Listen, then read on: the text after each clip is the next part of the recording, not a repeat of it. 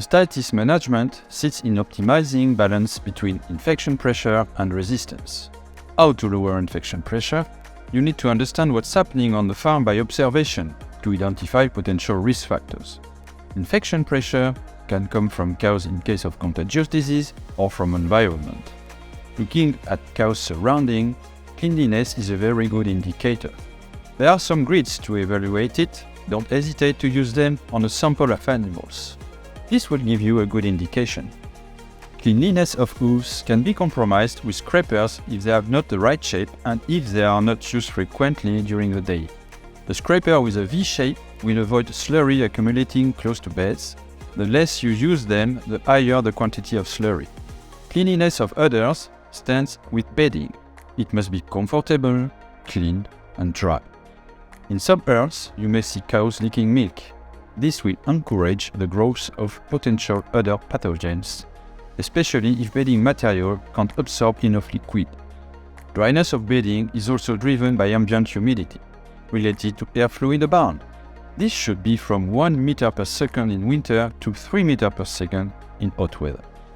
Bear in mind that a single cow is evacuating 70 liters of water a day with breath. Keeping beds clean should be under great attention by every farmer. Adding an additional cleaning at noon may reduce bulk milk cell count of 30 to 50,000 cells. Sand is the best option for bedding as it's able to drain humidity and is highly comfortable. It needs to be changed from time to time. Green bedding may be a good option, but it must be managed carefully. 36% of dry matter minimum and 3 times per week raking seems optimal. In a contagious pattern, mastitis pathogens are coming through milk or milker's hand, so observation in the parlor are key. Is the routine optimal? Are the standard operation procedures in place allowing a high hygiene level? An infected cow can contaminate 5 to 7 following cows if milking cups are not disinfected. Infected cows should then be clearly identified so that every milker is able to adapt the routine. Every system can be managed properly to obtain optimal results. Knowing the pathogens in a herd will guide you in your observations and then your advice. There are different techniques to identify pathogens. Culturing milk sample on agar is the most popular. Easy to do, cheap, but needs time, 24 to 48 hours and some expertise to interpret. There are a lot of different kits available, from simple agar plates to multi-plates like Vetoquinol. Mastitis MS is the latest developed technique, but it is for labs only, as it is an expensive machine.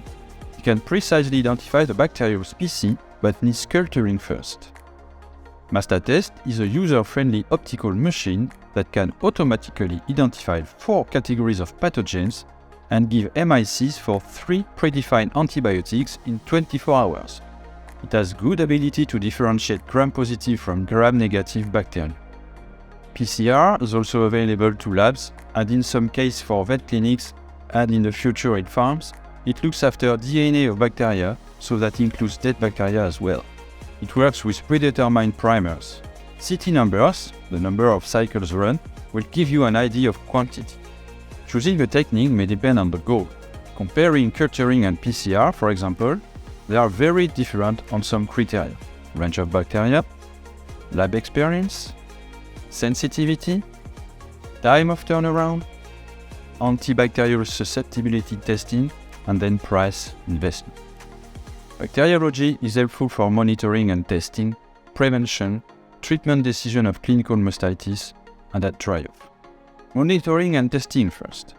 At herd level, you can monitor bulk milk in tank, whether with culturing like in Netherlands, or by PCR like in Belgium or France.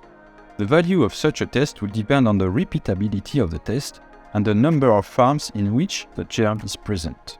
For example, Strep berries is identified in many farms and identification is highly repeatable, so it brings low value. Value is in general higher for contagious pathogens versus environmental ones. At core level, bacteriology is very helpful. In case of outbreak of clinical mastitis or rise in SCC levels, culturing will be preferred for individual testing and PCR when milk can be pulled. For fresh cow surveillance, infected cows at dry-off, both techniques can be used, but in case of culture, you may wait for a few days to avoid trichotherapy residues. For decision-making in subclinical mastitis treatment. Regarding prevention now, to provide the right advice, it is important to understand if you're facing a contagious or environmental pattern. Will you focus your preventative measures on transmission or on hygiene, tick condition, and immunity? Other pathogens are generally classified according to their pattern.